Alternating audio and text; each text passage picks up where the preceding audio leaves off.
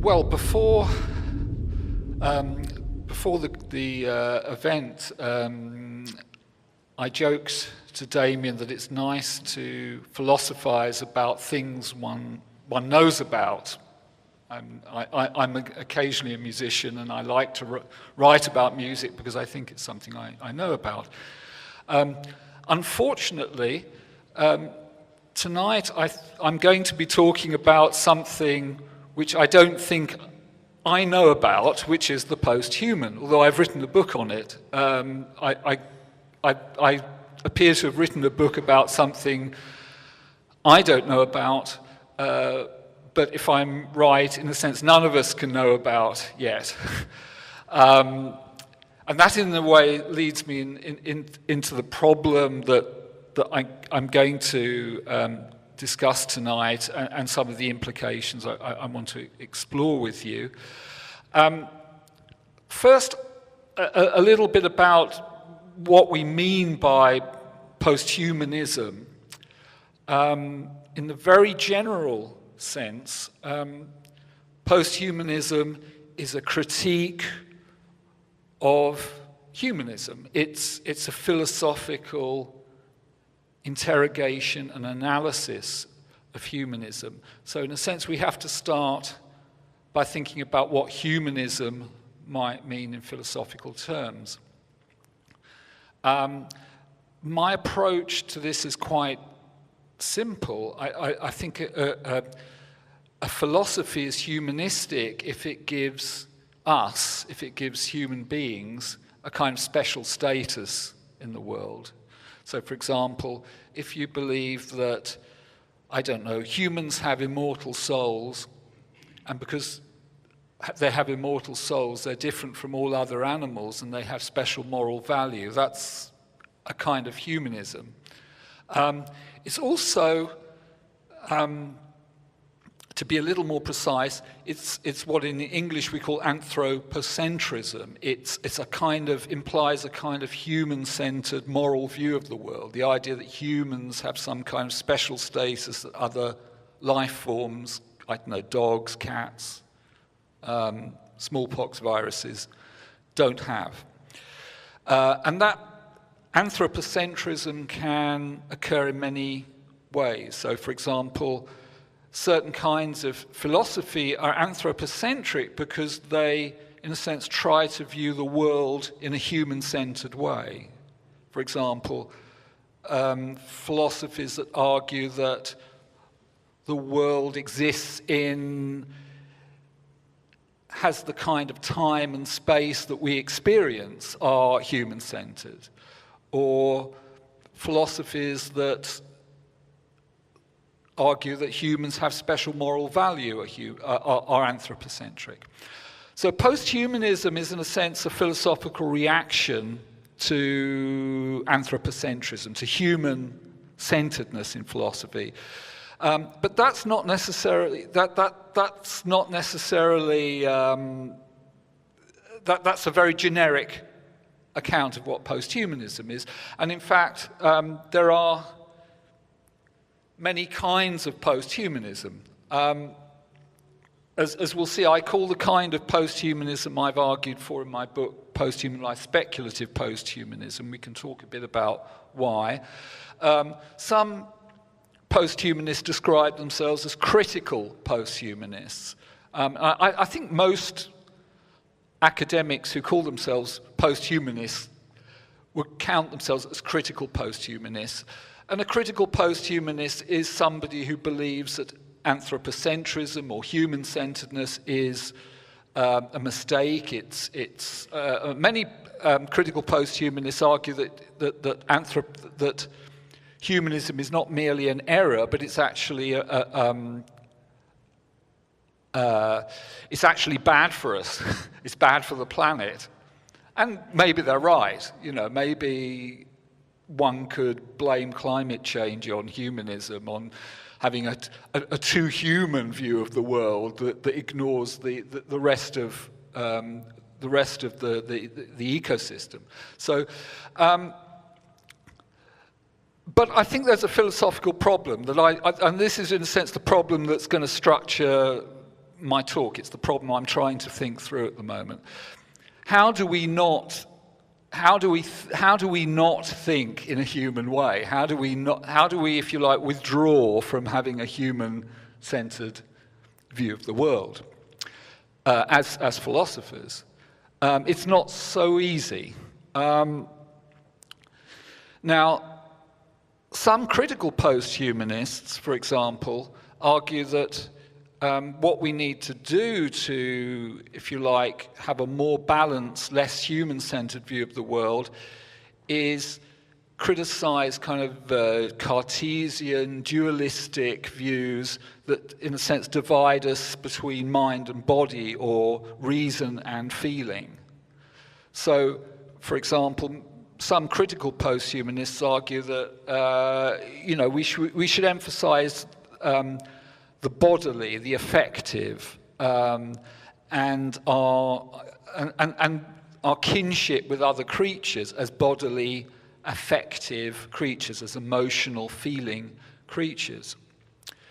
And that's sometimes called vital post-humanism, or because there's a kind of vitalist idea of us sharing life.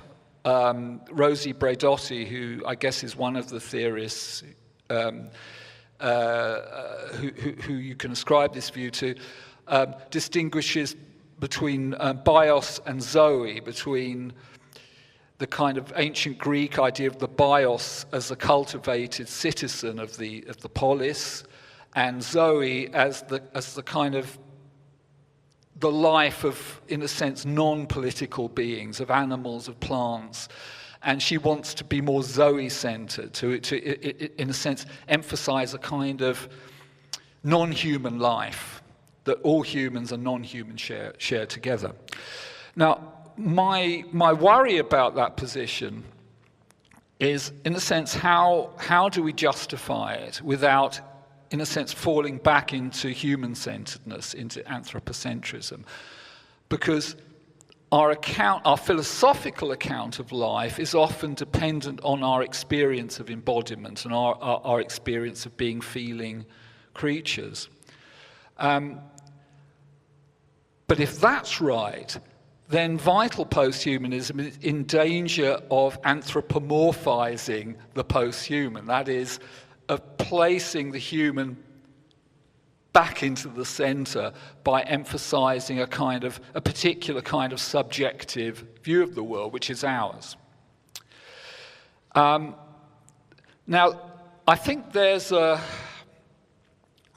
way through this problem, and it's one that I developed in my book, and I'm still thinking about it, which is to, if you like, instead of being more embodied, more feeling, more feeling-centered, more subjective, to become more abstract, in a sense, to consider in general what anything has to be an agent, for example, without emphasizing the body or particular kinds of feeling or emotion. And that's something I've tried to do in the book. However, that also runs into problems, because one of the projects I share with other post-humanist writers is trying to understand how our sense of ourselves, our sense of being agents in the world, will be affected by technological change, and in a sense, the ways in which technological change render our conception of what it is to be a human agent or to be an agent of any kind problematic in the long term.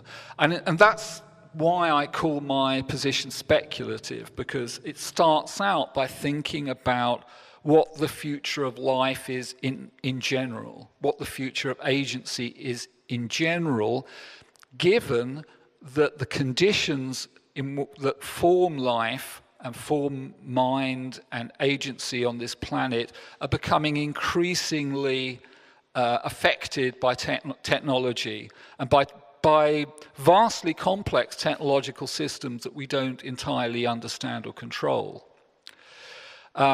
So there's a dilemma here, a kind of impasse between, on the one hand, being too subjective and being too vitalist, if you like, and emphasizing the effectiveness of the body, of subjective life, and hence being too human-centered in that way, or becoming so abstract that we, in a sense, lose any sense of the way in which the body and our experience is being affected and challenged by technological change.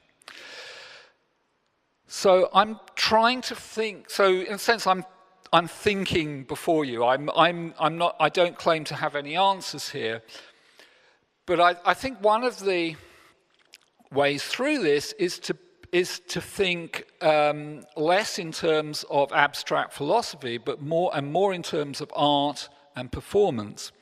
And one clue that I'm following is an author, English author, J.G. Ballard, who some of you may have heard of. I don't know how widely translated he is.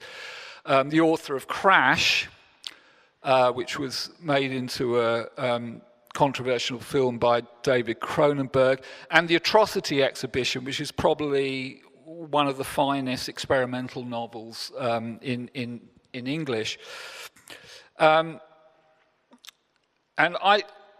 the title of my talk tonight, The Biomorphic Horror of Everyday Life, is a reference to a passage in the Atrocity Exhibition. Now,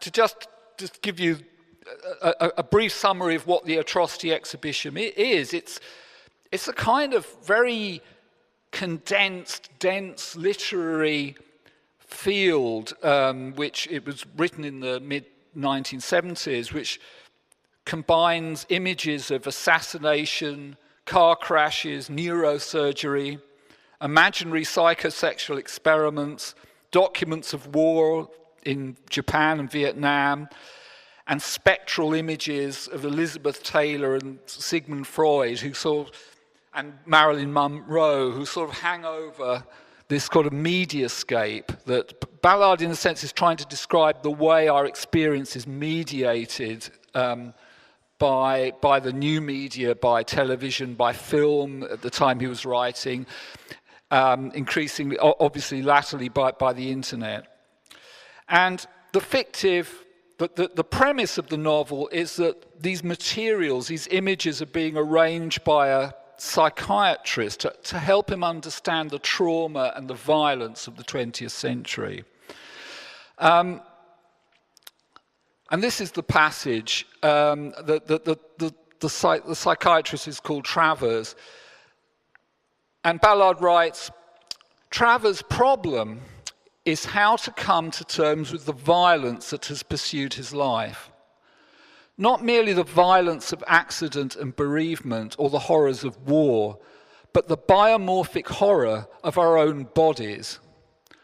Travers has at last realized that the real significance of these acts of violence lies elsewhere, in what we might term the death of affect.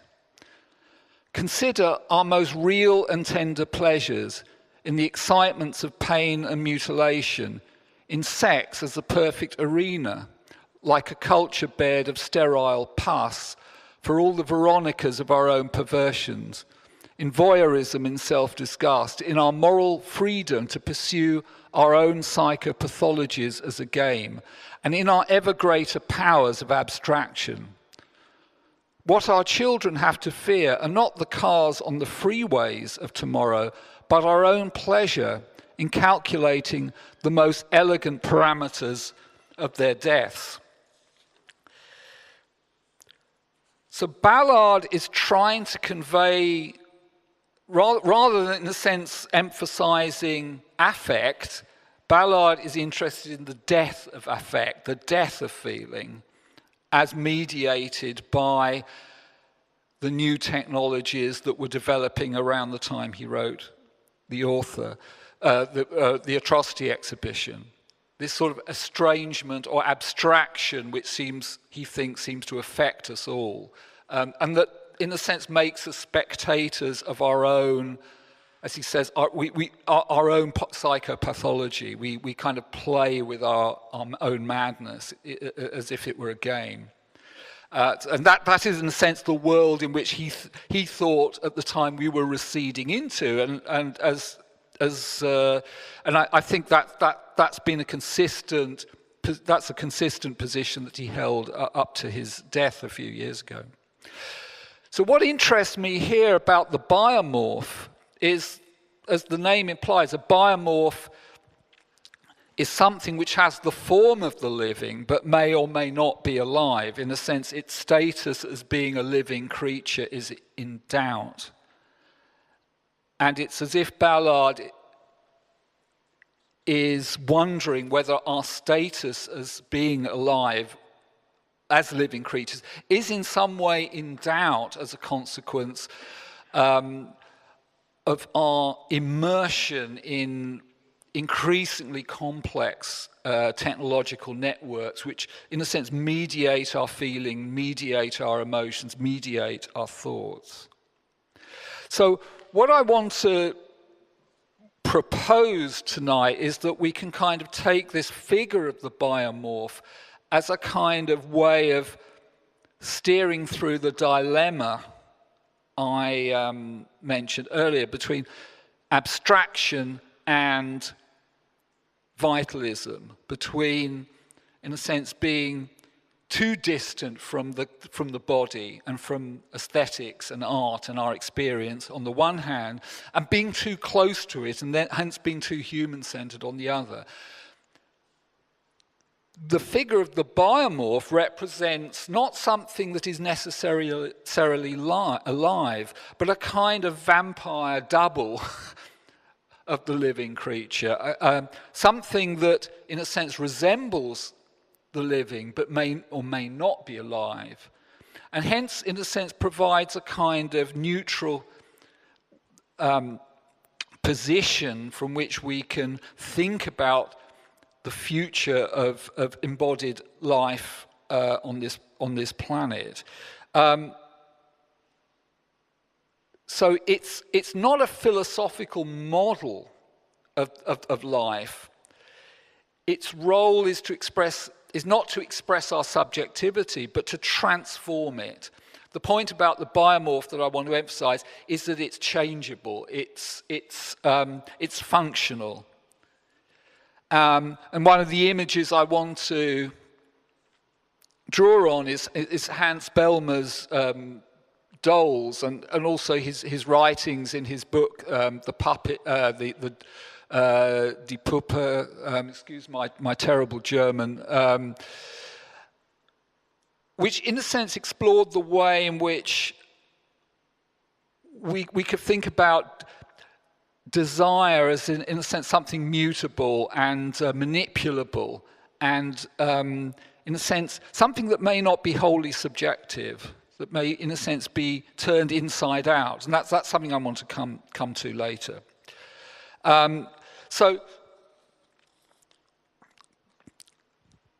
what I'm going to do in a little while, if we have time, is to consider Bellmer's work in more detail, also Ballard's work in Crash in more detail, to think about the way his novel Crash, which is about people who derive sexual pleasure from having car accidents, how that, if you like, explores the mutability of desire in a technological system. And finally, again, time permitting, to look at the work of a contemporary British author, experimental writer, Gary Shipley, who I think has taken this idea even further in some of his experimental writing. Before I do that, I want to go back a bit and actually sort of sharpen the philosophical background to this, the philosophical problem. So this is a bad image of my book cover, Post-Human Life.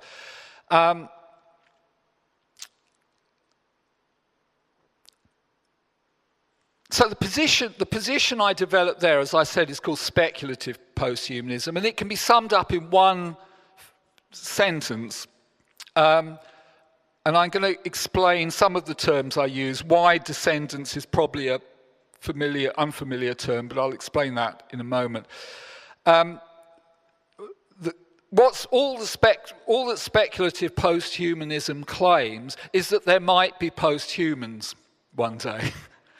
And that can be expressed as a claim that descendants of ours, descendants of current humans, could cease to be human by means of some technological change. And what that position is trying to articulate, again in the simplest terms, is why we have a moral concern with the future of technology. That one of our moral concerns is that it might change us in ways that might make our descendants unrecognizable to us, or that it might produce forms of life or agency which have some considerable power, but in a sense are not like us, and hence, in a sense, can't be absorbed within the polis, can't be absorbed within our political and ethical framework. So one of the things that I'm interested in post-human life is understanding just how, to provide a philosophical framework for thinking about just how weird life could become in the distant or even near future. Some might say it's already weird enough.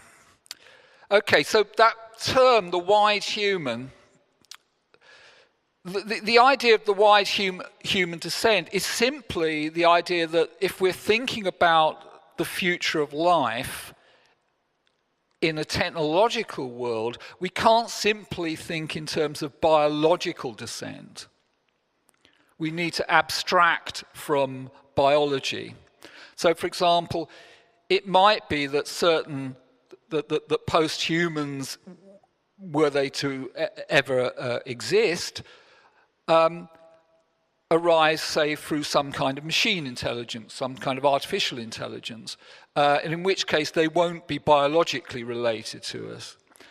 But what I want to get a handle on is the idea, well, they will be related to humans in some way because they're things that we have made, or they're related to things that we have made, and they're related to things that used to have some kind of purpose within human society or within human culture.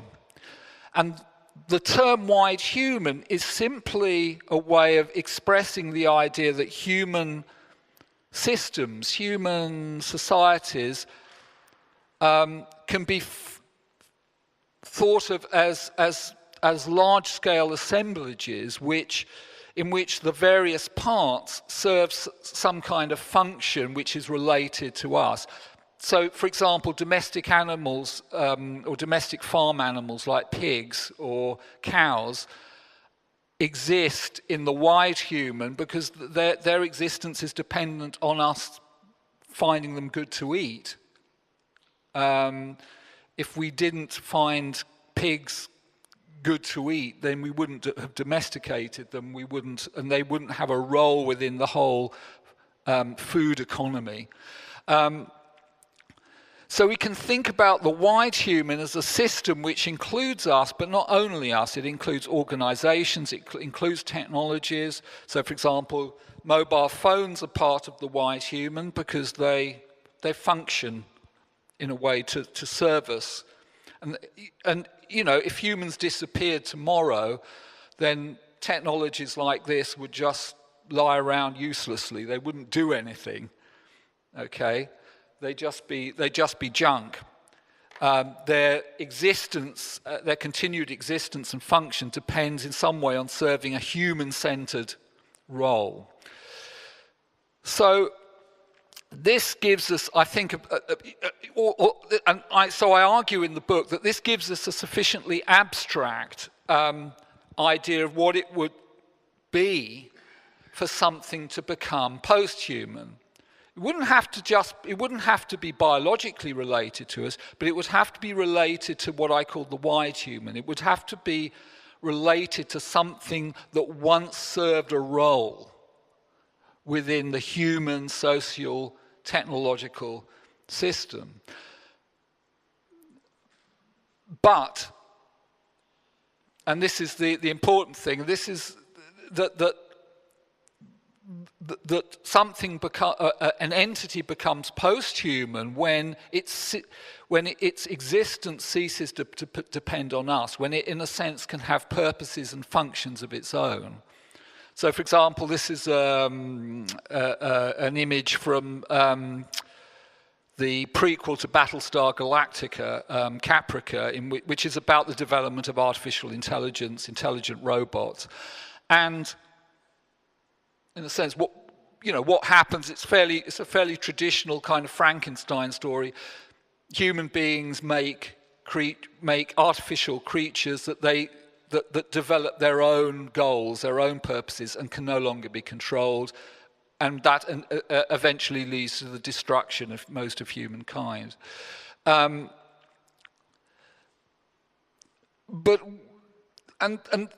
That's why what I call the disconnection thesis then is simply a way of unpacking what it is for something to be post-human. Something is post-human if it, in a sense, becomes disconnected from the wide human. It becomes able to pursue its own goals, its own functions, its own forms of being, if you like. But what I want to suggest, what I want to stress is this isn't just about robots. It's not just about artificial intelligence. This is a very abstract description. It could also apply, say, to certain forms of synthetic life, to certain kinds of genetically engineered human offspring. It could apply to technologies and beings that we have no conception of at all at this point. I mean, technological forecasting doesn't have a very great record, so it's quite likely that in the next 100, 200 years, technologies will arise that we can't even imagine now, just as most people wouldn't have been able to imagine that software could have been an industry, say, a couple of 100 years ago. I mean, most of the formalism underlying modern computer languages was just pure formal logic or pure mathematics back in the 19th century. Who'd have thought that it would, this would become one of the biggest this would form one of the biggest industries on the planet. So the disconnection thesis is, if you like, just an abstract description of what a post-human could be. And I want to insist, and this is where I come back to my opening joke, that I don't know what I'm talking about. I think the abstraction, the lack of information is a virtue here, because without encountering post-humans, it's very hard to know what post-humans would be like. Okay? There are no post-humans, at least in the terms that I've set up. There are no post-humans. As far as we know, nothing that we have made has, in a sense, developed its own agenda or pursued its own career. So I'm not giving you much information about post-humans. And this, in a sense, gives rise to the ethical problem that I explore towards the end of the book. If we don't know what the post-human is, how do we evaluate whether it would be a good thing to become a post-human or to produce post-humans? It seems the only way we can do that is by producing post-humans or becoming post-human ourselves, which is kind of already an ethical paradox, because in order to evaluate what becoming post-human would be like, we've got to make or become post-human, which means we can't, in a sense, evaluate where we're going without going there.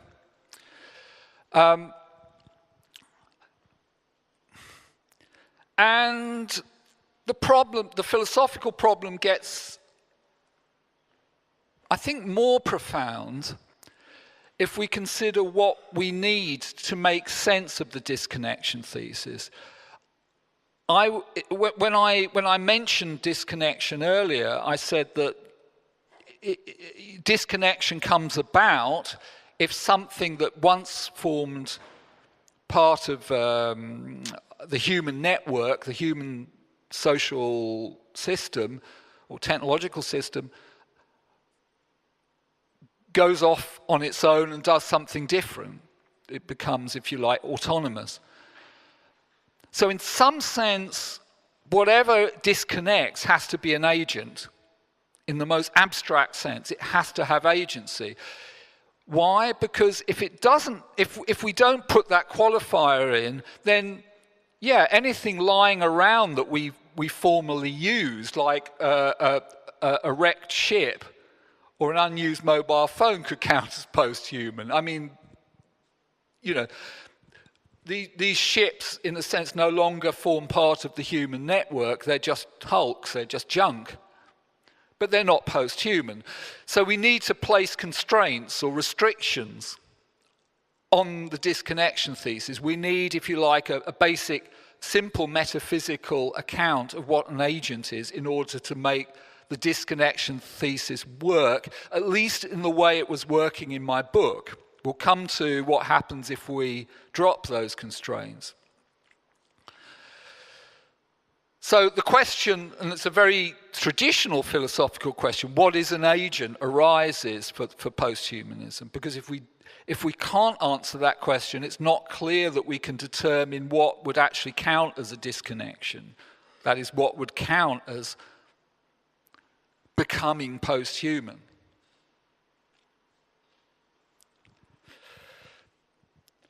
And this becomes quite complicated because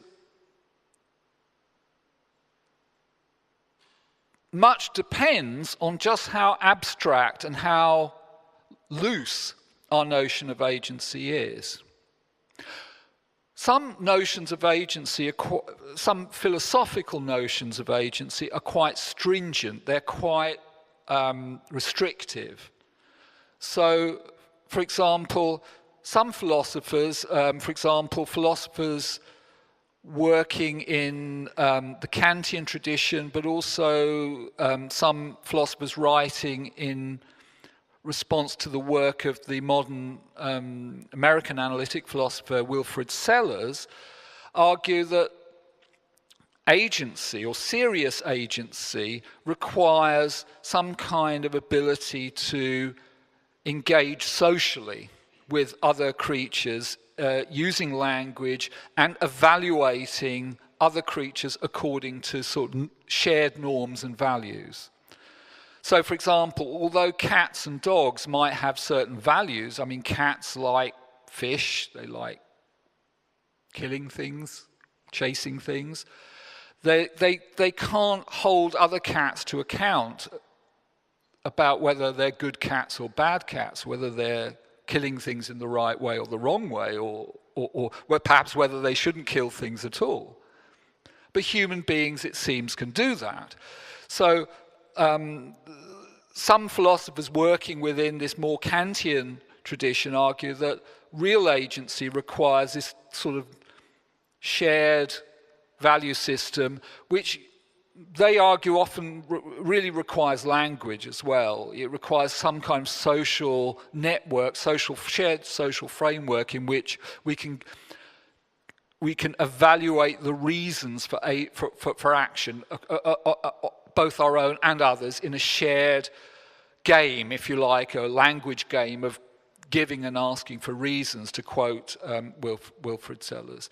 So that's an example of what I call a stringent agency requirement, because if posthumans are agents and agency requires some kind of stringent social norms, social and language, then whatever posthumans are going to be like, they're going to have to be pretty much like us. They're going to have to be language users, they're going to have shared values, they're going to have to be the kinds of creatures like Mr. Spock on Star Trek, who we could have a conversation with and understand and maybe even learn to get along with. And if you put things in those terms, well, then maybe the prospect of posthumans isn't so worrying, because well, actually it's just going to be more agency. just maybe with different bodies or different capacities, but nothing really weird. But if we opt for a liberal or a more permissive agency concept, as I argued for in the book, then things begin to look a bit more weird. Perhaps this idea that agency has to be one thing, it has to be kind of social, linguistic, with shared values, is too restrictive. After all, we only think those kinds of agents are important because we are those kinds of agents. But that seems to be pretty anthropocentric. That seems to be human-centered in a way that may not be justifiable when we're thinking about the long run of the development of life on this planet. After all, we've just been around a few million years. There's around 4 billion years to go until the death of the sun. You know, all sorts of forms of life or forms of existence could come into being over that time that could be radically different from us. So I argue for a more minimal conception of agency in the book. It's essentially a biological conception of agency. I argue that we use the idea of an agent as something which has certain values, it has certain needs, it has a certain complexity which it needs to maintain. So, for example, all living things have lots of different functions, like we have hearts that pump, we have blood that transports nutrients around our bodies, we have various kinds of systems for locomotion. All these systems are interdependent, and the basic job of any living creature is to keep all those systems working. So the idea of a self-maintaining system is the kind of minimal idea of agency I use in the book. And that's minimal because we're self-maintaining systems, but lots of other kinds of living creature are self-maintaining systems too, and conceivably there could be self-maintaining systems of kinds that we don't really know about and that may not necessarily be the kind of Kantian rational subject that we recognize, but may have capacities that are still very considerable. So that's what I call anthropologically unbounded posthumanism. That's the idea that we shouldn't use human capacities, if you like, as a yardstick, as the measure of what counts as serious agency. And if that's true, if we apply that, then agency could get pretty weird. Okay, but here's my problem, and I'm going to have to actually, we're running short of time, so I'm going to have to just leave you with the problem.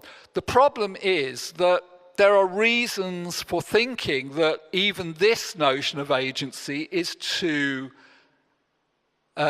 problematic. After all, why should we assume that agents have to be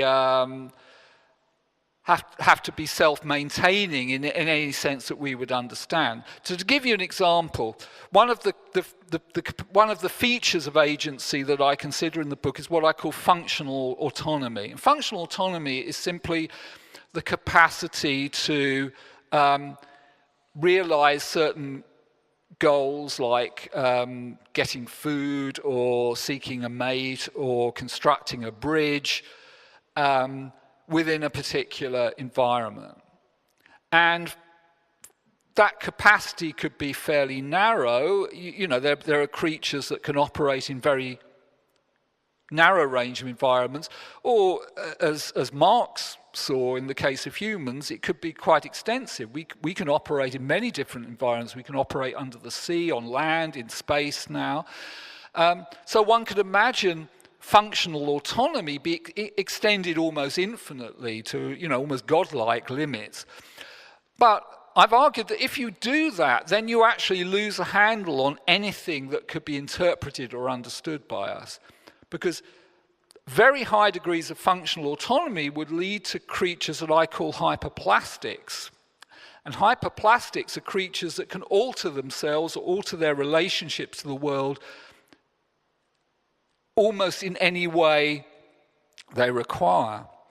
And I've argued that a hyperplastic creature couldn't be a kind of Kantian rational subject because, for various reasons, it would have no use for the categories of reason. Its nature would be too protean, too subject to change to be able to use our, if you like, psychological categories. I mean, I can't go into the details of the argument. But if that's right, then, and if other epistemological arguments I've considered are right, then in a sense we don't even have the minimal hold on the notion of agency that I argued for in the book, the idea of the self-maintaining system. That the space, if you like, of post-human possibility may be such that our notions of agency can't constrain it. And if that's right, then we unbind, the notion of disconnection becomes unbound almost entirely to the point at which it no longer provides any kind of empirical constraints on what could count as a post-human. It becomes, if you like, a purely formal idea of pure difference. Almost like Jacques Derrida's idea of différance, which he called a differential function without an ontological basis. It has no kind of consistency that we can point to in an empirical way. And